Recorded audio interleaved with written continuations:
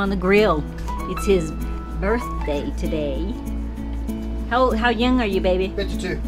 Woohoo! Look at him. Look at him. He's an expert. So tenderize my steak.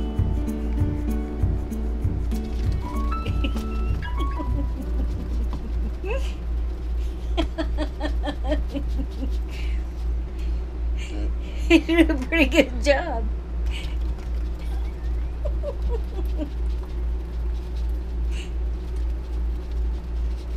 You're too cute. I love you. Like a sewing machine. Like a sewing machine. Go down, go down, go down. And you guys might remember Matt installed this, what is it called? An aerator? Water aerator, whatever it is. Anyways, he installed it. It's got 2 modes. And so we've been using it for a while. And it does a pretty good job.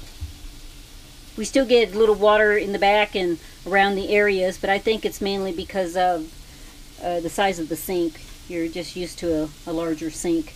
But for the most part, it works better than the regular thing they had on here before. So there you go. Just thought I'd share. Just wanted to show you guys something kind of unique. I've never ran across this before.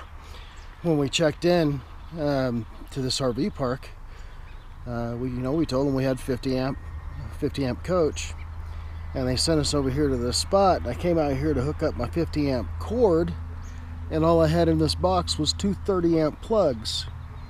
So I went back up to the office and told them, hey, there's some kind of mistake. I need a 50 amp spot. And the owner brought out this pigtail or Y connection, 2 30 amps into a 50 amp connector. And the reason this works is because a 50 amp coach has 2 legs coming in, and both legs are 30 amp.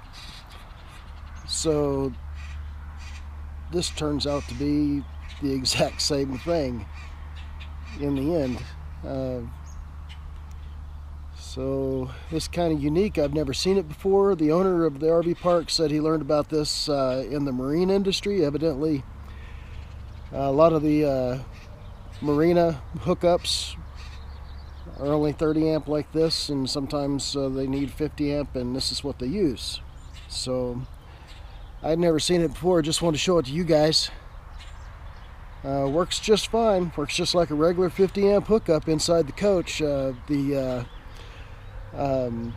surge suppressor and the coach's power line system doesn't know any difference. So that's good. Everything's still working.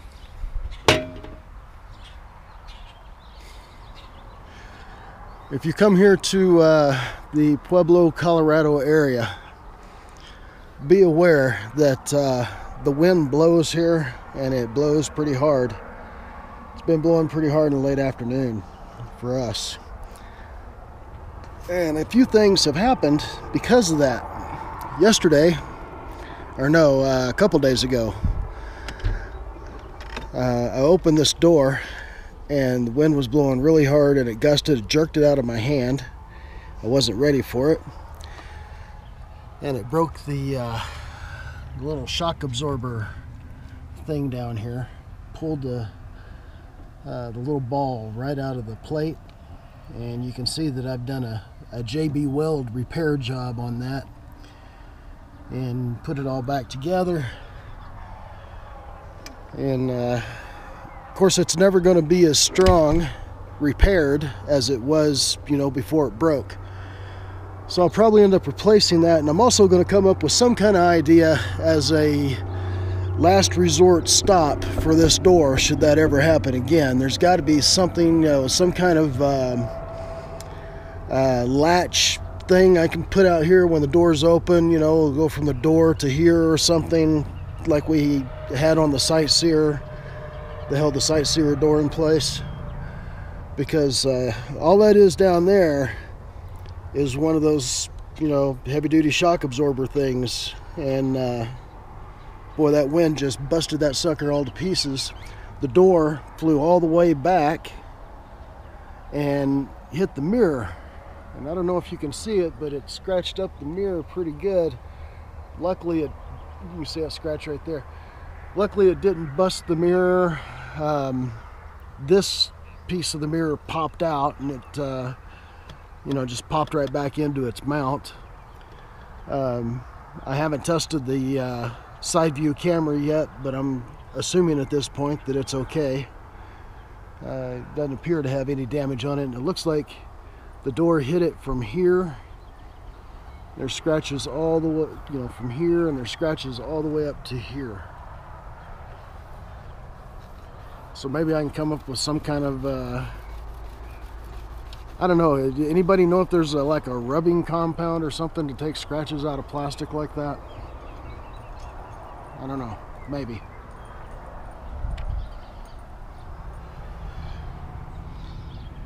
Another thing that's been happening is what you're looking at is underneath the coach at the back. Those are the leveling jacks.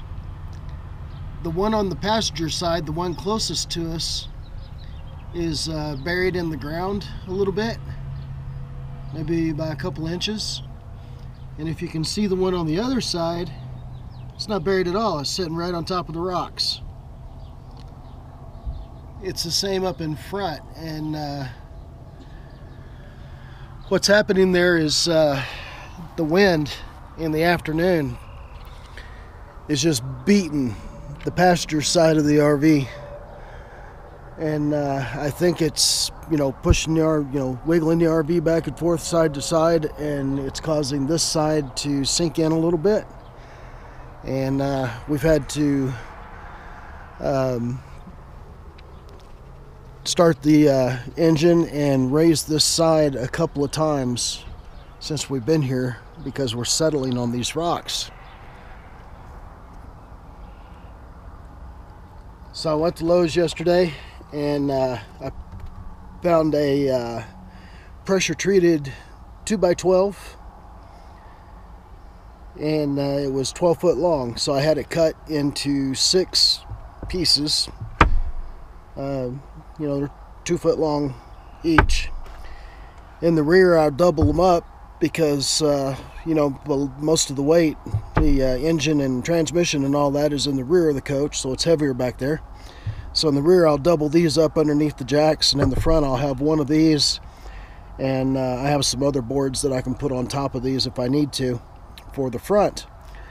And I think that's going to help solve that settling issue when we're leveled on rocks. And I know it's going to help when we get to Forest City, Iowa for the Winnebago rally, because you guys remember last year it rained quite a bit. That entire field got pretty muddy, and we saw coaches having to be, you know, drug out of there backwards using a big tractor to get them off of that field because it was so muddy they just simply couldn't move. So this ought to help us in that regard, at least with the jacks on that muddy field. Assuming it rains there again like it did last year. Who knows, right? So I wanted to show you guys something with this spot. It doesn't apply here because, of course, we're at an RV park and we have full hookups. But you see how that tree has all of our solar panels that are up on the roof shaded? You guys remember that we have 960 watts up on the roof. They go to a one charge controller, and then we have a second charge controller installed, and we have ground mount panels that we can mount up to 50 feet away from the coach. Well, this site demonstrates exactly why I set it up that way, because if we are ever boondocking and our panels are shaded, which means we're able to park the coach in the shade, which is actually a good thing when it's really hot and the sun's beating down. But it does shade the panels. Well, the ground mounts allow me to get you know, out away from the coach, and we still have charge coming in for the batteries.